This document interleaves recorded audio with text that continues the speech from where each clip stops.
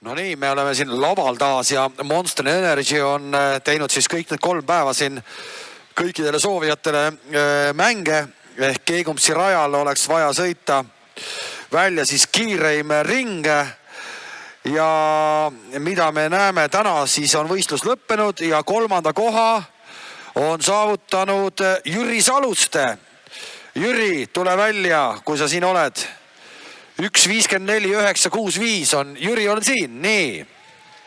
Teeme Jürile aplausi ka, loomulikult. Teise koha on saanud ajaga 1.54.032 Hugo Nork. Hugo. Näe, Hugo on ka kohal, kõik on ilusti olemas. Ja täna on olnud kiireim mees, eile me nägime ringi aega alla 1.50 minu arust, kui ma õigesti mäletan. Aga täna on siis kiireim mees olnud Kaspar Suuk või Kaspar Suur või on ta Suuk. Kaspar, oled sa siin kuskil? Ja Kaspar on kahjuks ära läinud, nii et võitjat ei ole, aga aplaus teile poisid. Oli vägev võidusõit kindlasti. Aitäh!